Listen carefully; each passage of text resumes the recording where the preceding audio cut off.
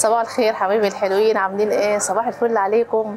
معاكم ام محمد طبعا من طشه. حبايبي اللي كانوا بيسالوا على القرص عايزين يفطروا بقى كل يوم الصبح، وعايزين الفطير المشلتت بتاع ام محمد. عملنا لكم صينيه حلوه قوي تفطروا بقى الصبح كل يوم. هنعمل قرص كل يوم ان شاء الله بالسمنه الفلاحي، بالسمنه البلدي بتاعتنا بتاعت مصر، بتاعتنا احنا بتاعت الفلاحين.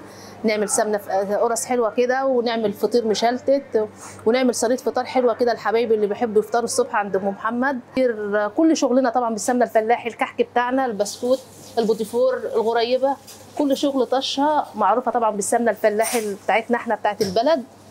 فحبايبي ان شاء الله ان شاء الله من بكره في فطار عندنا، قرص وفطير وصينيه فطار كده حلوه تستاهل بقكم. السمنه الفلاحي طبعا في الاربع فروع بتوعنا، حضراتكم طبعا عارفين.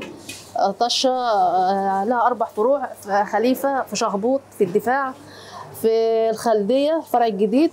كل حاجه عندنا تمام الحمد لله. وفطرنا ان شاء الله تفطروا كل يوم من عند طشه.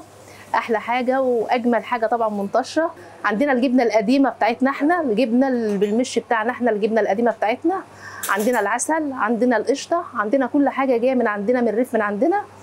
عملت لكم كمان فطير مشلتت، الفطيره الصغيره ممكن على قد فرد واحد، على قد فردين. الفطير المشلتت الصغير اللي كنتوا بتسالوا عليه، مفيش مقاس صغير شويه يا ام محمد، لا دي حاجه صغيره خالص اهي، معموله برده بالسمنه البلدي عشان الفطار الصبح.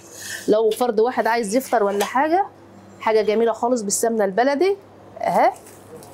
فطيره مشلتته، فطيره جميله، يعني ريحه السمنه البلدي فيها جميله جدا، حتى لونها الفطيره عامله ازاي.